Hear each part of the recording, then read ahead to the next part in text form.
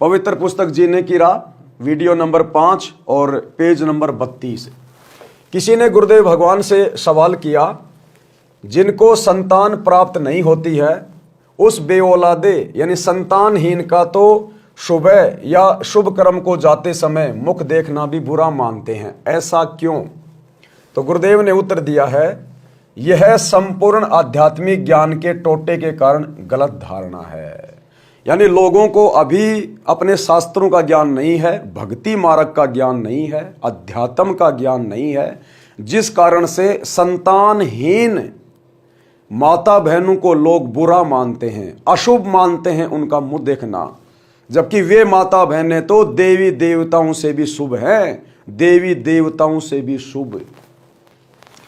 पाठक जन इसी पुस्तक के पेज नंबर 6 पर पढ़ें कि एक व्यक्ति के 4 पुत्र थे, उसको अधरंग हो गया तो किसी ने सेवा नहीं की। क्या उस आदमी के दर्शन इसलिए अच्छे हैं कि उसके संतान है?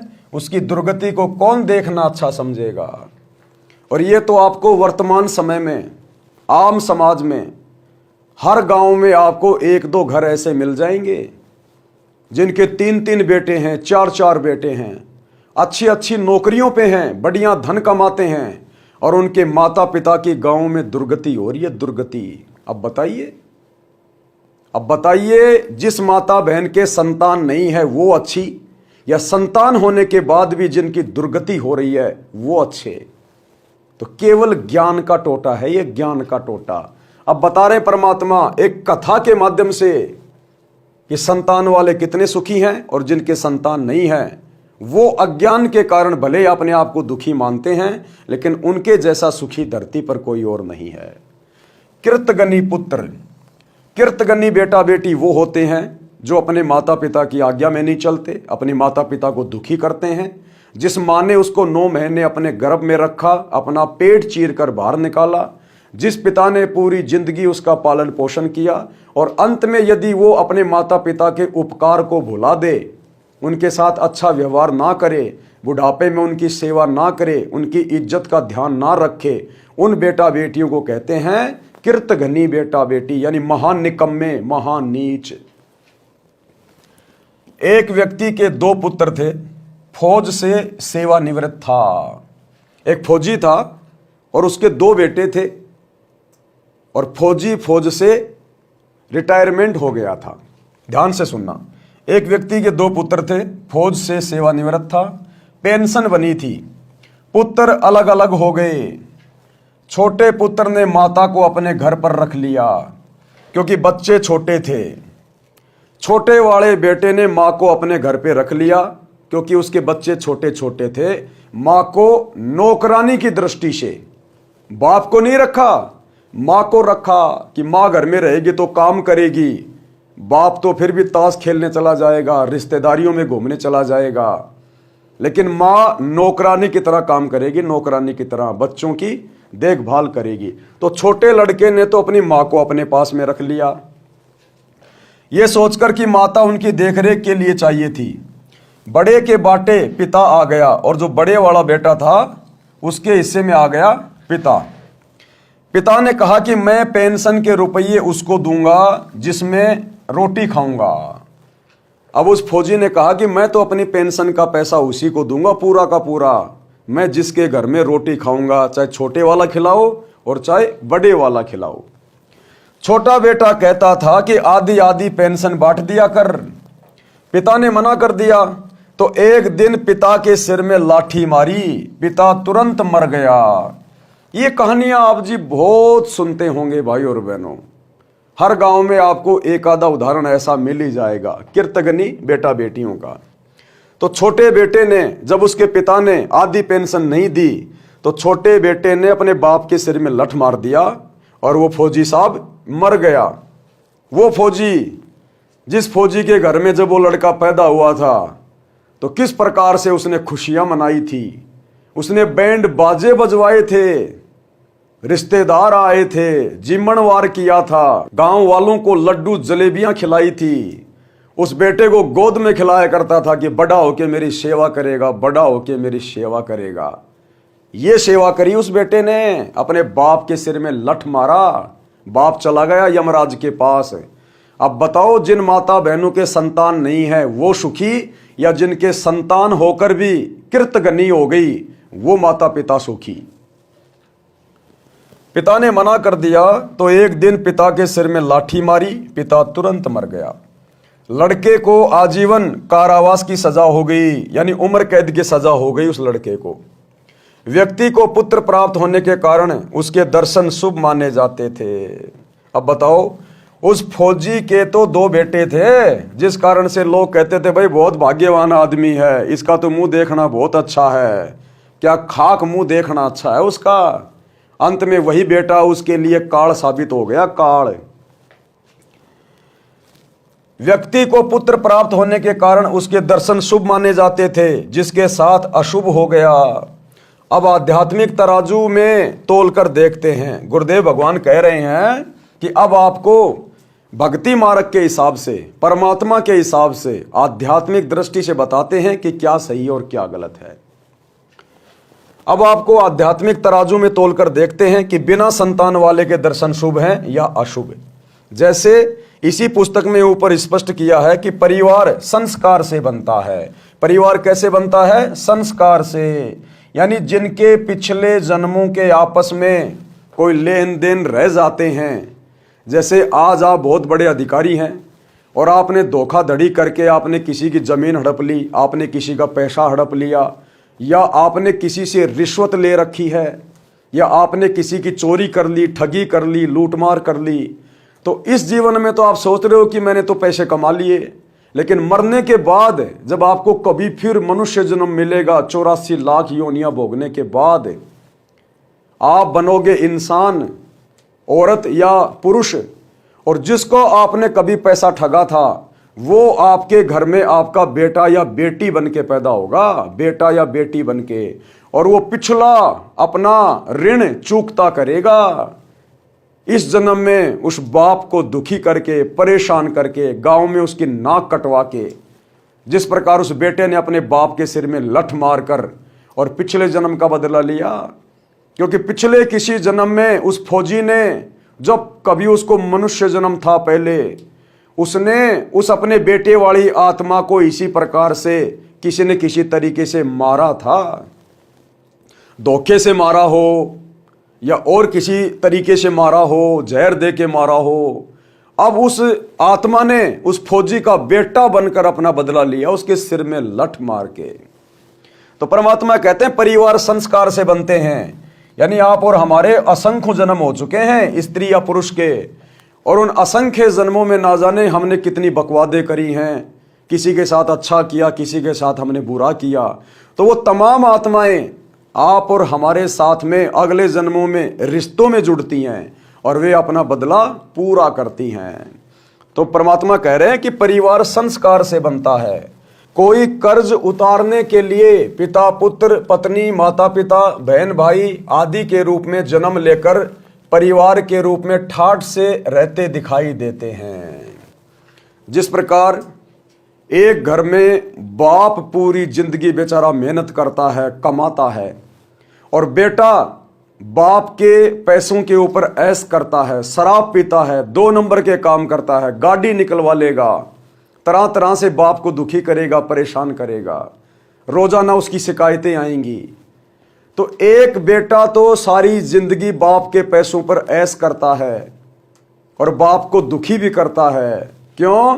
क्योंकि पिछले जन्म में उस बाप ने उस बेटे को किसी न किसी कारण से दुखी किया हुआ था।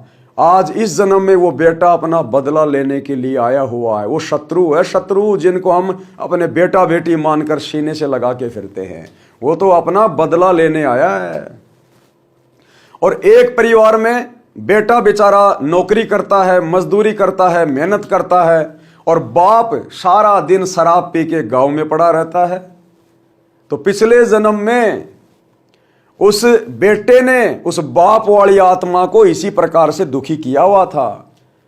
आज वो बेटा उस बाप के घर में जन्म लेकर और अपने बाप से दुख उठा रहा है। वो बाप सारा दिन शराब पीता है, गांव में घूमता है, कोई काम नहीं करता, और बेटा बेचारा मेहनत करता है, मजदूरी करता है। अब दुनिया तो सोचती है कि भाई छोरा बहुत अच्छा लेकिन बाप नालायक है, लेकिन दुनिया भक्ति मार्ग से अपरिचित है। पिछले जन्म में उस बेटे ने उस बाप के साथ ना जाने क्या क्या बुरा किया हुआ था, जिस कारण से वो बाप आज उस बेटे को दुखी करके अपना बदला ले रहा है। बदला, परमात्मा कहते हैं बदला कहीं न जात है भाई, 3 लोक के माही।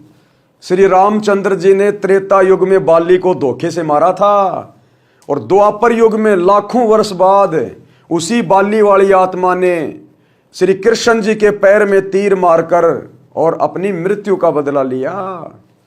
तो जब हमारे भगवान, ये 3 लोक के भगवान ब्रह्मा विष्णु महेश, ये जब अपने अदले बदले का खेल खेल रहे हैं, तो आप और हमारे जैसे 2 कोटि के इंसान कैसे बच सकते हैं? लेकिन भाई बचने का बहुत आसान तरीका है, बहुत आसान। सच्चा सतगुरु धरती पे प्रकट है। अगर हमारे ये अदले बदले, ये हमारे पूर्व जन्मों के संस्कार यदि कटेंगे, तो केवल ये सच्ची भक्ति से कटेंगे, केवल सच्ची भक्ति से। और ये सच्ची भक्ति आप और हमारा परम सौभाग्य है। इस पृथ्वी पर आज जितने भी देश हैं और जितने भी मानव शरीरधारी स्त्री पुरुष हैं, आज भाई उनका परम सौभाग्य है, परमात्मा सतगुरु रूप में धरती पे प्रकट हैं। हमारे पिछले संस्कारों को, हमारे ऋण संबंधों को परमात्मा अपनी सत भक्ति से, अपने आशीर्वाद से, इनकी शरण में आने के बाद जलाकर भस्म कर देंगे। पिछले संस्कार खत्म, और आगे गुरुदेव हमें ज्ञान ऐसा दे रहे हैं, ऐसा निर्मल तत्व ज्ञान दे रहे हैं, आगे हम किसी भी प्रकार की गलती कर ही नहीं सकते। ना बेटा बाप के साथ में कर सकता, ना बाप अपने बेटे के साथ में कर सकता, ना हम किसी अन्य व्यक्ति के साथ में कर सकते। परमात्मा कहते हैं कबीरा आप ठगाइए और न ठगिए कोई, आप ठगाए सुख होत है और ठगे दुख होए।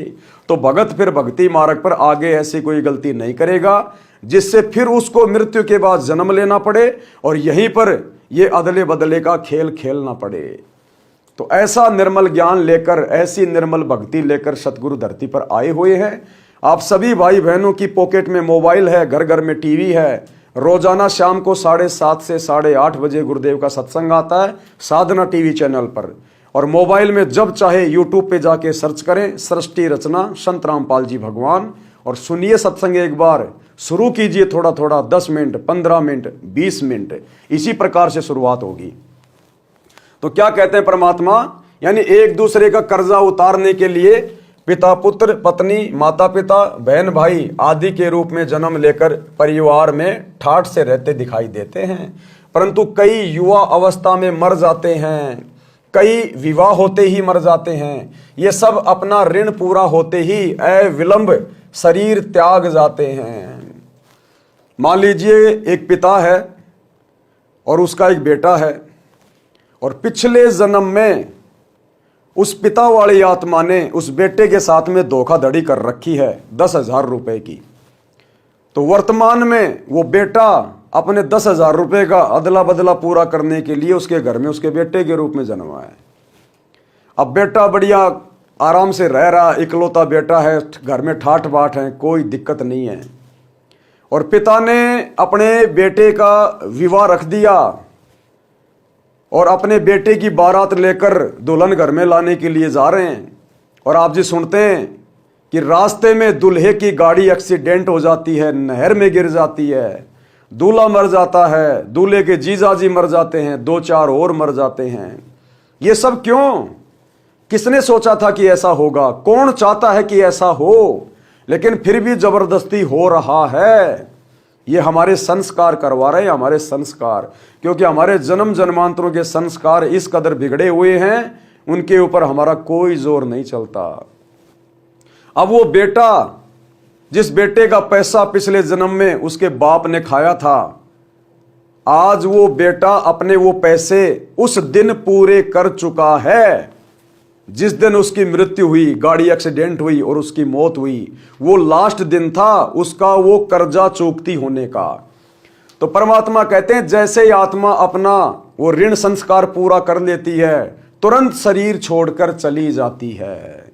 अब बाप रोएगा, परिवार रोएगा। अब आध्यात्मिक ज्ञान किसी को है नहीं, उसके पीछे का कारण किसी को पता है नहीं, और रोते रहते हैं फालतू में, याद करते रहते हैं उनको। अरे भैया, अब वो तुम्हें याद नहीं कर रहा, उसको तो पता भी नहीं कि मेरा बाप कौन था क्या नहीं था, वो तो नए शरीर में जा चुका है। और वो माता पिता पूरी जिंदगी रोते रहेंगे, हाय मेरा बेटा, हाय मेरा बेटा। वो बेटा किसी और का बदला देने गया होगा, या उसने खा रखा होगा तो अपना बदला लेने गया होगा। तो इस प्रकार का ये काल का षड्यंत्र है भाई और बहनों। इसने हमारे को परिवार के माध्यम से, बेटा बेटी, माता पिता, पति पत्नी, ये सब आपस में एक दूसरे के पिछले जन्मों के ऋण संबंधों के कारण वर्तमान में रिश्ते के रूप में जुड़े हैं। और जैसे जैसे हमारे वो संस्कार पूरे हो जाएंगे, तुरंत ये अपना शरीर छोड़कर चले जाएंगे। आप देखते हैं किसी का पति जहर खा लेता है, किसी की पत्नी फांसी खा लेती है। भैया उनका संस्कार इतना ही था, इससे ज्यादा एक सेकंड भी कोई आने नहीं रुक सकता। हाँ, इससे ज्यादा यदि आपने रुकना है, जीवन जीना है और आपने अच्छा खुशहाल जीवन जीना है, तो फिर आपने सतगुरु के सत्संग सुनकर उपदेश लेना पड़ेगा। फिर सतगुरु के पास वो पावर है, वो शक्ति है। सतगुरु अपने आशीर्वाद से आपके उन बुरे संस्कारों को समाप्त कर देगा, मिटा देगा। और सतगुरु सत भक्ति करवाने के लिए, मोक्ष दिलाने के लिए आपको अपनी तरफ से एक्स्ट्रा उम्र प्रदान करेगा, जो आपके भाग्य में नहीं होती है। तो आज वो समर्थ सतगुरु धरती पे प्रकट है। धरती पे थोड़ा सा विचार कर लेना। परंतु कई युवा अवस्था में मर जाते हैं, कई विवाह होते ही मर जाते हैं। ये सब अपना ऋण पूरा होते ही अविलंब शरीर त्याग कर चले जाते हैं। जिनको संतान नहीं हुई है, उनका कोई लेन देन बाकी नहीं है। भाई वो तो बहुत अच्छी आत्मा है, बहुत ही शुभ आत्मा है, क्योंकि उनका पिछले जन्म का किसी के साथ में कोई बबंडर नहीं है। उन्होंने अपने पिछले जन्म में किसी को दुखी नहीं कर रखा, किसी के साथ में ठगी नहीं कर रखी, इसलिए उनका किसी के साथ कोई लेन देन नहीं है। वे भाई बहन तो केवल आध्यात्मिक ज्ञान के बिना अपने आप को बेऔलादे मानकर दुखी हो रहे हैं फालतू में, जबकि वो तो बहुत ही सुखी आत्मा है, बहुत ही अच्छी आत्मा है परमात्मा की।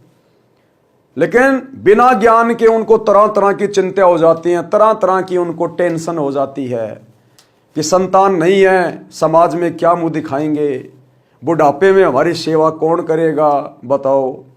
एक सेकंड का भरोसा नहीं और 30 साल आगे की सोच रहा कि बुढ़ापे में क्या होगा। मान लो आपके संतान भी हो गई और बुढ़ापा आने से पहले आपकी मौत हो गई, फिर क्या करोगे? वो संतान का चाटोगे फिर उसका? अरे बुढ़ापे के लिए भक्ति की आवश्यकता है।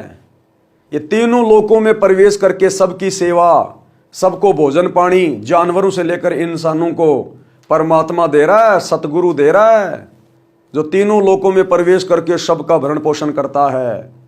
चीटी पायल बाजे पैर, साहिब सुनता है सब लहर। पो पाटी पगड़ा भया और जागी जिया जून, सब काऊ को देत है वो चौंथ समाना चून।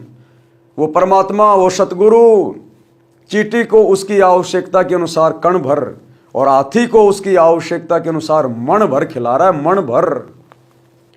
तो आप लोगों ने जिनके घर में संतान नहीं है, आप लोगों ने तो सच्चे सतगुरु की तलाश कर लेनी चाहिए। और वर्तमान में तो आपका सौभाग्य, आपको तलाशने की भी जरूरत नहीं है। सच्चे सतगुरु धरती पे प्रकट हैं, सतगुरु रामपाल जी के रूप में।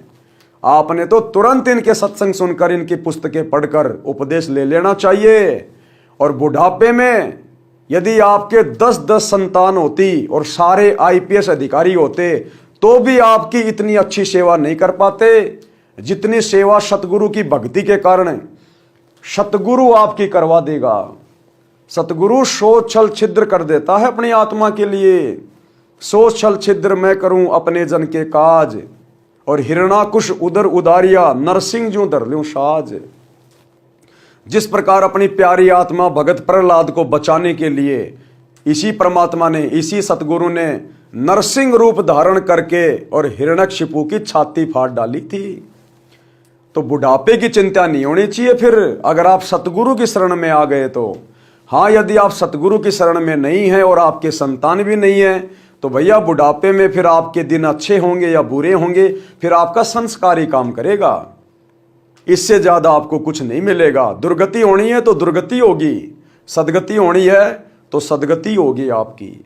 लेकिन यदि आप सतगुरु की शरण में आ जाएंगे और आपका कोई भी आगे पीछे नहीं है, भले आपकी संतान भी नहीं है और आपका पति मर गया या आपकी पत्नी मर गई, आप अकेले हैं, तो भी ये परमात्मा आपको अपने हाथों पे रखेगा।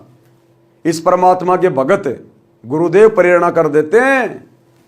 जो भगत भाई बहन भक्ति कर रहे हैं वे अपने घरों में लेके आ जाएंगे आपको और अपने माता पिता से भी उत्तम सेवा करेंगे आपकी। और ना जाने परमात्मा क्या क्या रास्ते निकाल देगा, अपनी आत्मा के क्या क्या रास्ते निकाल देगा। तो भाई और बहनों, हमने इन भ्रमणाओं से बाहर निकलना चाहिए। समाज की अपनी झूठी परंपराएं हैं और परमात्मा के भक्ति मार्ग के नियम कुछ अलग हैं। तो आप जी सतगुरु रामपाल जी के सत्संग सुनना शुरू करें और धीरे धीरे ज्ञान को समझें और तुरंत शरण ग्रहण कर लें। उसके बाद देखना आपका नारकीय जीवन कैसे परमात्मा स्वर्ग के समान सुंदर बना देगा, स्वर्ग के समान सुंदर। तो क्या कहते हैं परमात्मा, जिनको संतान नहीं हुई है उनका कोई लेन देन शेष नहीं है। वे यदि पूर्ण गुरु से दीक्षा लेकर, किससे? पूर्ण गुरु से दीक्षा लेकर। पूर्ण गुरु एकमात्र धरती पर सतगुरु रामपाल जी हैं, बाकी इस ब्रह्मांड में कोई दूसरा पूर्ण गुरु नहीं है। आपके श्री ब्रह्मा जी भी पूर्ण गुरु नहीं है, उनको भी पूर्ण ज्ञान नहीं है। ब्रह्मा विष्णु महेश भी जन्म और मरण में हैं, वे भी 84 लाख योनियों में जाते हैं, मां कष्ट उठाते हैं। पूर्ण गुरु की भूमिका स्वयं परमात्मा धरती पे प्रकट होकर निभाता है। तो आज इतना बड़ा सौभाग्य है पूरी पृथ्वी के मानव शरीरधारी स्त्री पुरुषों के लिए। जिनको संतान नहीं है उनका कोई लेन देन शेष नहीं है। वे यदि पूर्ण गुरु से दीक्षा लेकर भक्ति करें तो उन जैसा सौभाग्यवान कोई नहीं है। न किसी के जन्म की खुशी, न मृत्यु का दुख। ना तो इस काल के लोक में झूठी खुशी मनानी, क्योंकि संतान है ही नहीं तो काहे की खुशी मनाएंगे। संतान होती तो फिर संतान के भी संतान होती, फिर और उनके है ही नहीं तो काहे की झूठी खुशी मनाएंगे। संतान होगी तो फिर वो मर भी जाती है, माता पिता के आगे बड़ा दुख होता है। पोता पोती मर जाते हैं, बेटा बेटी मर जाते हैं। तो कहते हैं उन आत्माओं को तो यहां ना तो झूठा सुख सताएगा और ना ये दुख सताएगा। न किसी के जन्म की खुशी, न मृत्यु का दुख। उन बिना औलाद वालों का दर्शन तो अति शुभ है, देवी देवताओं से भी ज्यादा शुभ है, दुर्गा देवी से भी ज्यादा सुख है। उन बे औलादों का मुंह देखना तो शुभ है। और यदि वो बे औलादे संतानहीन यदि सतगुरु की शरण में आ जाते हैं तो ब्रह्मा विष्णु महेश भी उन बे औलादों के पैर के नाखून के बराबर नहीं है, पैर के नाखून के बराबर। क्योंकि सतगुरु के शरण में आकर वो अपना मोक्ष करवाएंगी, 84 लाख योनियों के महाकष्ट से बच जाएंगी। और ब्रह्मा विष्णु महेश जो वर्तमान में ऊपर बैठकर अपना संस्कार भोग रहे हैं, अभी उनको तो संस्कारवश 84 लाख योनियों में जाना है। तो शुभ कौन हुआ? जो गधे कुत्ते बनने से बच गए वो, या जो अभी आगे गधे कुत्ते बनेंगे वो। उन बिना औलाद वालों का दर्शन तो अति शुभ है। यदि भक्ति नहीं करते तो चाहे औलाद वाले हों और चाहे बे औलाद बिना संतान वाले, दोनों ही अपना जीवन नष्ट कर जाते हैं। यदि भक्ति करते हैं तो दोनों के दर्शन शुभ हैं। और यदि भक्ति करते हैं तो चाहे औलाद वाला हो चाहे बे औलाद वाला हो। भाई बे औलाद वाले के तो वैसे ही कोई संस्कार नहीं है, और औलाद वाला भी कोई है यदि सतगुरु की शरण में आ गया, और यदि उस औलाद वाले की औलाद उसके संस्कार वश यदि उसको कोई परेशानी में डालने वाली थी, उसको कोई दुख आना था अपने संतान की ओर से, कोई ऐसा संस्कार था पिछले जन्म का, तो सतगुरु की सत भक्ति से वो संस्कार भी काट दिया जाता है। वो बच्चे जो अपने पिता को दुखी करने थे या उन बच्चों की अकाल मौत होनी थी, सतगुरु की शरण में आने के बाद अंतर्यामी सतगुरु अपने भगत के उन संस्कारों को नष्ट कर देता है, काट देता है। जिस प्रकार डॉक्टर की शरण में जाने के बाद डॉक्टर अपनी गोली दवाई देकर, अपनी मेडिसिन देकर और उस व्यक्ति के रोग को काट देता है। तो सतगुरु आध्यात्मिक वैद्य है, आध्यात्मिक वैद्य। हमारे जन्म मरण के रोग को समाप्त करने वाला, हमारे कुसंस्कारों को काटने वाला।